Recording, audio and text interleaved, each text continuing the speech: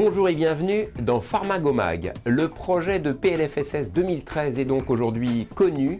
Un mot d'ordre, faire des économies, une certitude, cela va impacter sérieusement l'officine. Explication.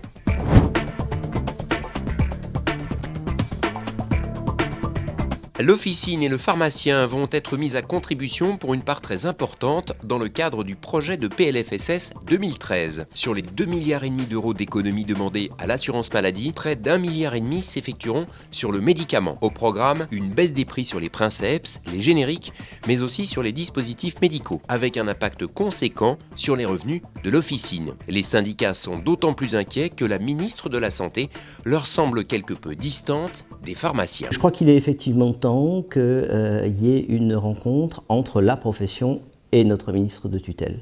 Je pense que c'est important parce qu'on vit une période qui est assez difficile et je pense que les pharmaciens qui ont fait beaucoup d'efforts, entre autres en développant la mesure tiers payant compte générique, parce que bon, ça peut paraître simple, mais quand on est au-delà de 70%, chaque patient qui va accepter le générique, c'est un vrai travail au comptoir. C'est une profession qui honore sa signature, donc c'est une profession aussi qui attend d'être soutenue. Et donc le ministre de tutelle dise quels sont ses projets pour la pharmacie d'officine.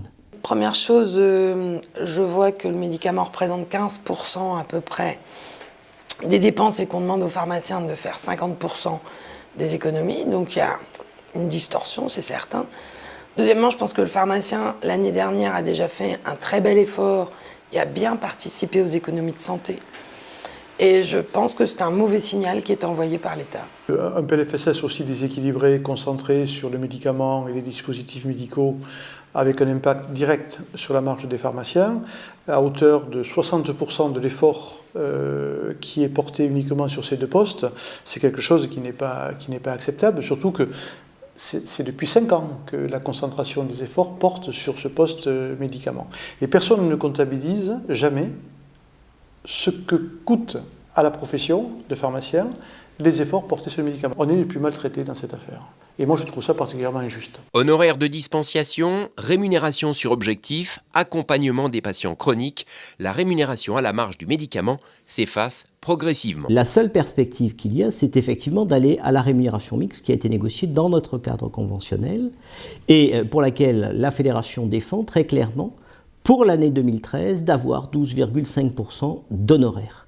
C'est le seul moyen que l'on a aujourd'hui pour pouvoir, et ça dépend bien entendu de la volonté du gouvernement, stabiliser la marge de l'officine. On a besoin d'avoir un pacte de confiance avec l'État. Il est là pour 5 ans, nous aussi, et la convention pharmaceutique est prévue pour 5 ans. À l'État de prendre ses responsabilités.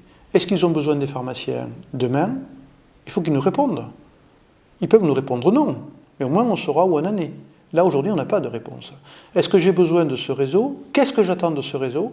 Et comment je veux le voir évoluer?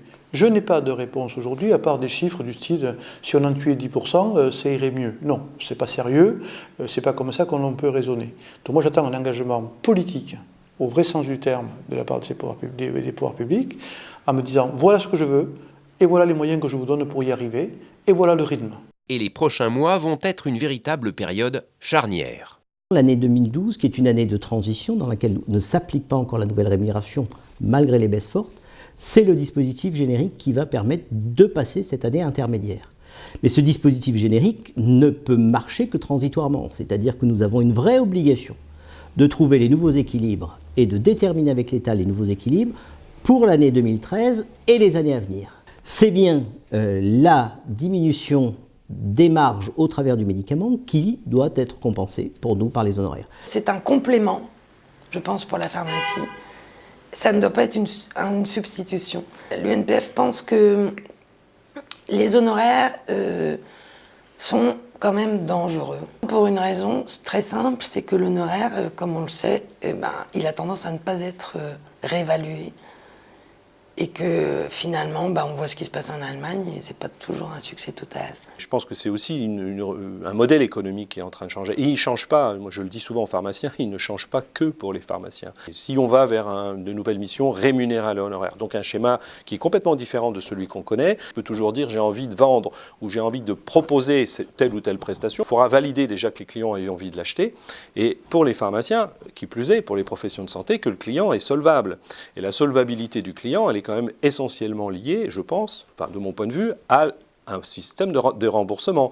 J'imagine assez mal aujourd'hui que le client soit d'accord pour payer un certain nombre de prestations si ces prestations ne sont pas prises en charge, soit par le financeur principal qui est la sécurité sociale, soit par les financeurs secondaires que sont les mutuelles.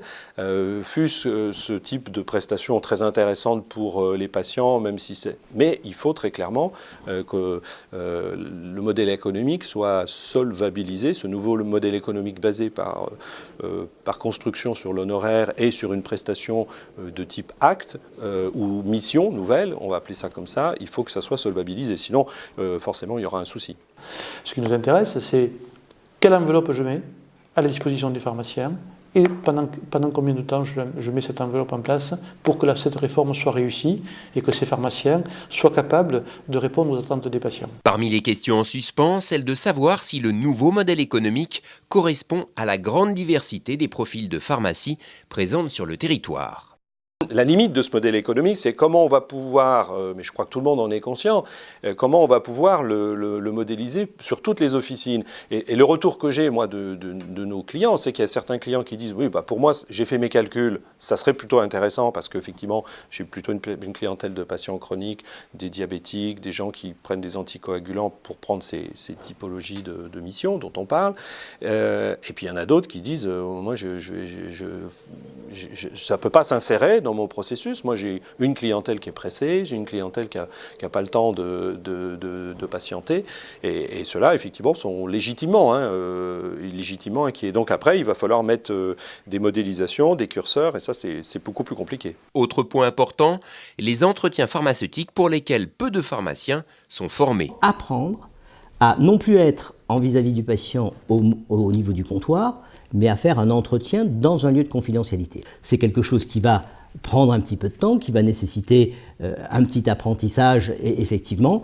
Et je sais qu'aujourd'hui, un certain nombre d'organismes de formation vont proposer à la fois une remise à niveau scientifique, mais à mon avis, ça sera assez facile, et une partie qui sera plus comportementale de comment conduire cet entretien, de manière à ce que les patients qui acceptent le contrat de suivi avec le pharmacien soient satisfaits de cet accompagnement-là. Il faut qu'on ait une formation pour conduire un entretien, et après il y a le contenu de l'entretien, et là bien sûr on va aider les pharmaciens. Alors pour la formation, c'est pas compliqué, si on veut y arriver, il y a 50 000 personnes à former, d'emblée. À signaler que dans le contexte, la progression de la vente des OTC doit inciter les pharmaciens à exploiter toutes les sources de revenus. Il faut effectivement que la pharmacie soit présente et aille loin dans tous les créneaux dans lesquels elle est légitime. On a une liste de produits que la pharmacie a le droit de vendre, et je crois qu'il ne faut lâcher aucun des territoires, que ce soit le maintien à domicile, la parapharmacie,